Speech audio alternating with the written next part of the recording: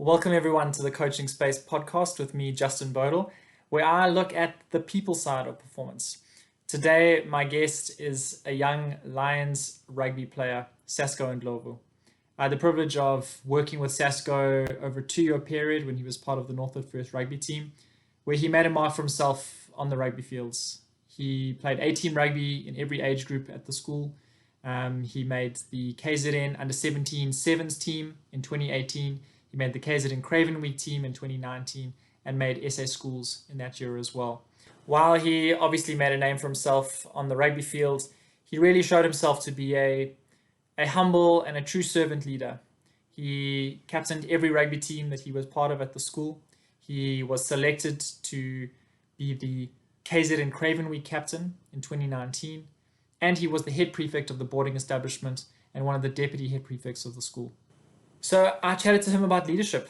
It was fantastic to talk to him to get his views on what he saw leadership to be, what his experience was in leading both at school and on the sports field. We chatted a little bit about how he managed to lead that KZN Craven Week team in 2019, where he had such a diverse group of boys all coming together. We understood a little bit more around his view of purpose and how that played a role in his leadership style, and ultimately to understand what he saw good leadership to be. Sasko, in his humble way, I think really articulated some very powerful messages, and it was wonderful to talk to such a humble, hardworking young leader. I hope that you enjoy. Well, good morning, Sasko. How are you doing? I'm very well, thanks. And you, Mr. Bodle, thank you so much for having me. Sunday morning, I'm happy, man. Good. No, it's an absolute pleasure. Thank you so much for taking some time out to chat. I know that you are a busy man at the moment, so I really appreciate the time. No, it's an absolute pleasure. Cool. So listen, today, as you know, we're talking leadership. And so I suppose an obvious first question to start with is very simply, what is your understanding of leadership and the role of a leader?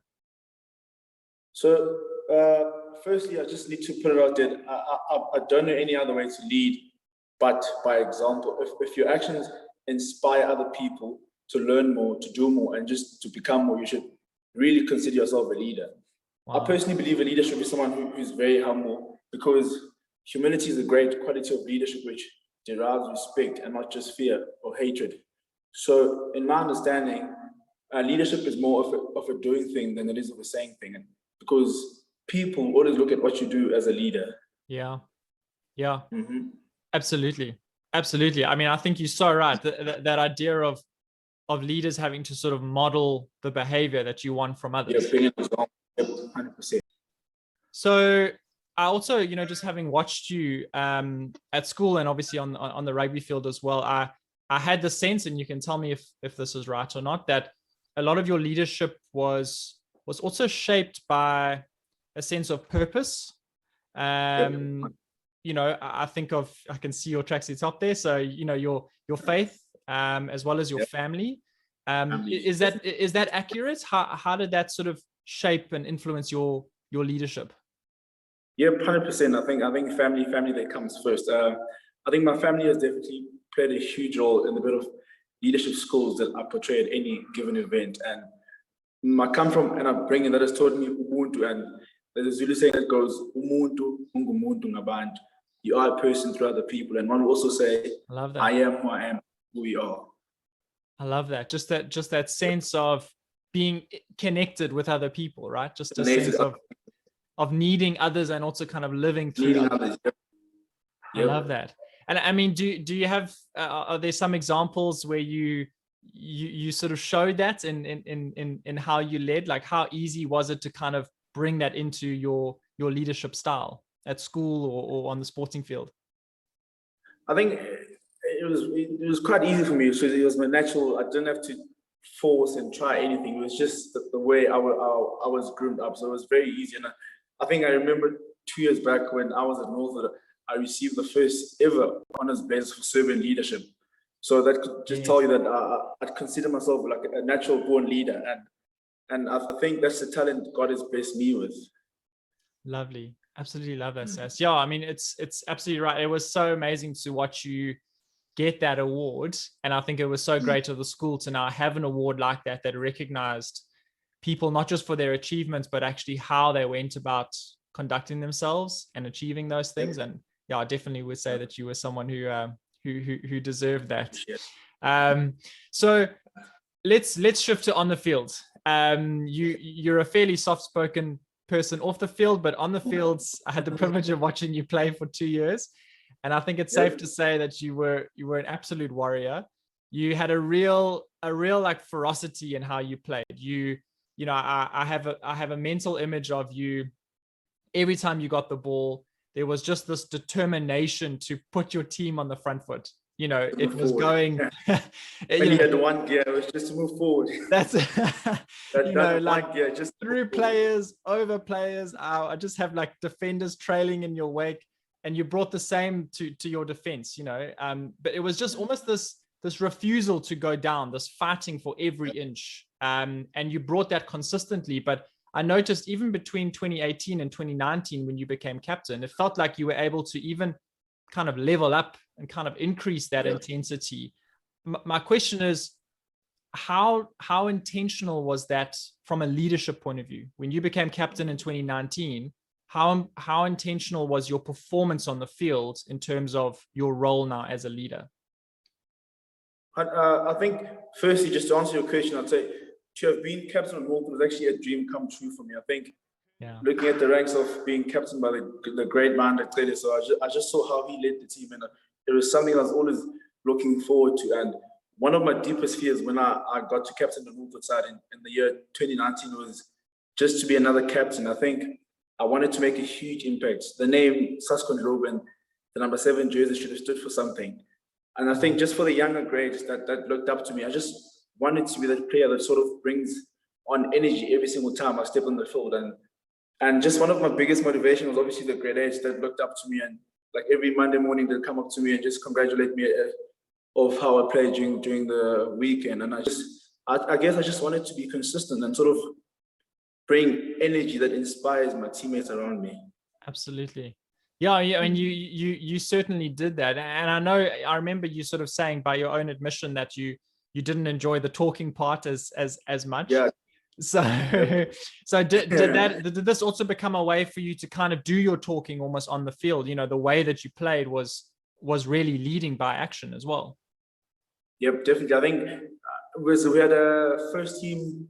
It was a conditioning coach, Mr. Vickers. He had his favorite words. He loved to say, "Talk is cheap, money buys the whiskey." So, long story short, he spoke about actions, and actions being what people see. And as I said, people always look at what you do more than what you say.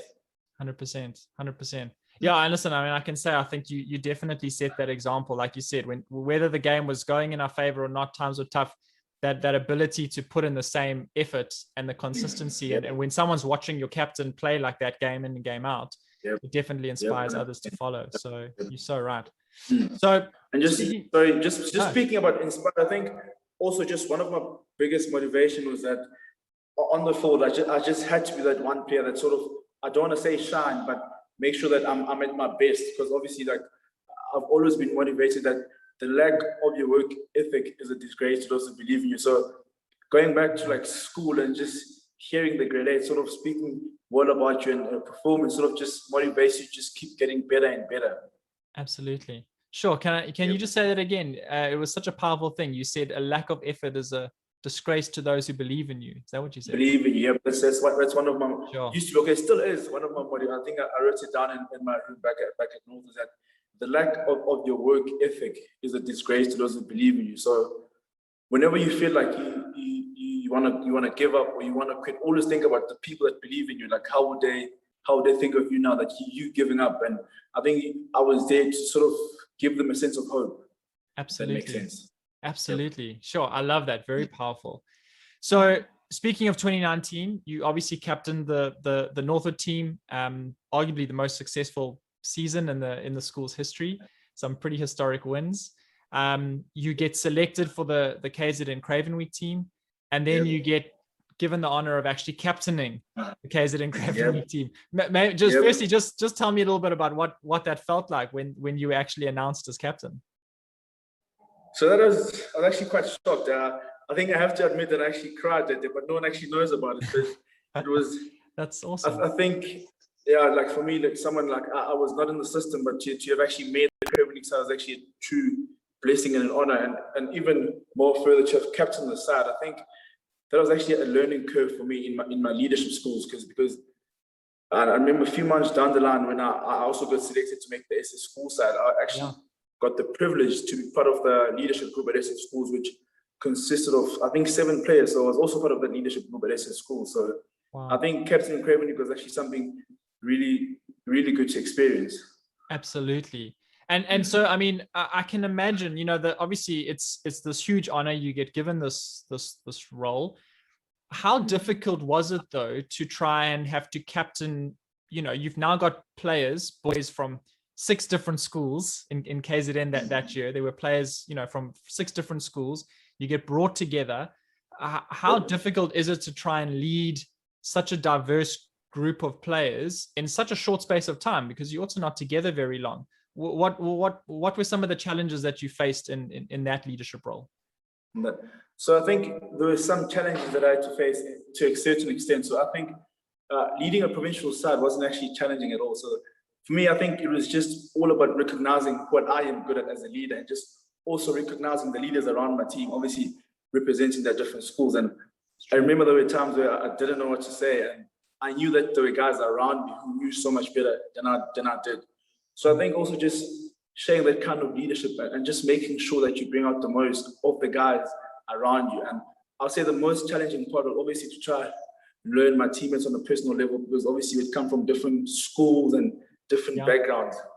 So I think in that very short period of time, I had to try learn everyone on the same level as to like how I knew my own Northwood players. So I think it was really difficult to try learn them. And like a good example, like I had to try learn what makes them tick. If they're down, how do you pick them up? If somebody makes a mistake, how do you confront them as the leader of the team? Do I go softer or do I go more confrontational? And I think those are the kind of things that really helped me a lot in the team environment. Absolutely. And how, I mean, how did you go about trying to do that? I mean, it's so right that idea of building those relationships. In order to lead effectively, you need to know your people. How did you try and go about building those connections and those relationships in such a short space of time? I think I consider myself as a very social person. So I think I always tried to make time out of my own time just to sit down and sort of get to know players and just ask them personal questions. And I think I was quite friendly. I am friendly, so it was very easy for me to just sit around and start a conversation and just start slowly getting deep, but obviously not skipping the boundaries. You know what I'm saying? So it just was very easy for me. Plus, I think we had a lot of Northwood guys in that year in the Craven League side. So it's guys that I already knew and guys that I was friends with off the field. Absolutely. So it helped. I mean, I love what you said there, Sasko. You touched on 2 really, really important things and 2 really critical things. And the first thing, like you said, is about building good relationships. And I think that's so important. And I'm so glad that you raised that. You know, whether you together with a team for, 5 days or 5 months or 5 years, the basis is knowing those people, like you said, knowing what makes them tick. I think every good leader should understand that. But also what you were saying is like drawing on the collective intelligence. Like you said, you've got some of the top players in the province, in the country, in your team. You don't also have to have all the answers all the time. You've got good people who you can draw on and ask. And just players who are not even part of the leadership group, who are just good people on the field, who just make my job much easier as captain, who just flow with whatever I say and whatever that needs to be done. That's awesome. Absolutely amazing. So final 2 questions, and these are 2 questions I've asked a previous guest as well. And the first one is, what is the best piece of leadership advice or wisdom that you've gained in your career to date? So it might be something that you've read, or something that you've watched, or something that you've learned, or it might have come through a mistake that you've made and something that you've learned from. What would you say that sort of best piece of leadership advice or wisdom is in your career to date? I think I've definitely learned. I remember my granny used to tell me that as a person, you never stop learning. No matter how far you've gone in life. And I think I've learned that leadership is not a position or a title. It's all about service. It's about being an example, and just it's your actions, and it's about serving. You should never think of yourself as superior in comparison to other people. Yes, you've been granted authority to enforce rules and do whatever it is that needs to be done accordingly. But with that being said, be a leader and not be a boss. And I think people need to learn how to differentiate between between being a leader and being a boss. And I think a very good example would be a boss will say to you, go, and the leader will say to you, let's go. If that makes sense. I love that. Yeah. Sort of follow me, come with me. So follow me, yep.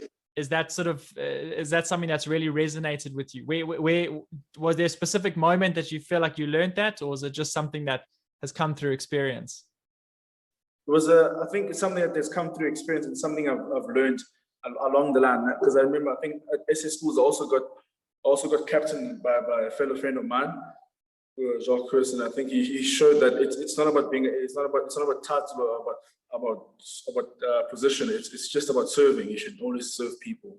Absolutely. I love that, and it's so true what you say. And people often think that now that they're in a leadership role, now they need to almost act differently. They now need to be in charge, and they now need to command the troops. And actually, it's almost more about service than anything else. Serving people. 100%. Absolutely. I love that. All right. So final question, Sassy. What advice would you give? And maybe it's what you've just said, but maybe there's something else. What advice would you give to a leader out there who wants to understand a little bit more around what leadership is, or how to go about leading a team effectively? So I think what advice I'll give is that, firstly, just with leadership comes a lot of pressure.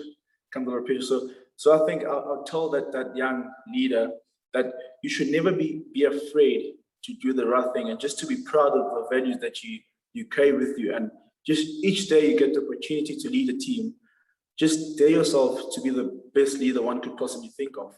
And just most importantly, just walk the talk, and your team will follow you. Absolutely. Wow. Sure.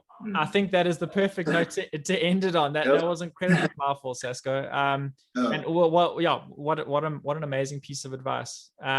Listen, from my side, I just want to say thank you so much for your time. You have articulated so clearly some of the golden rules of what makes good leadership.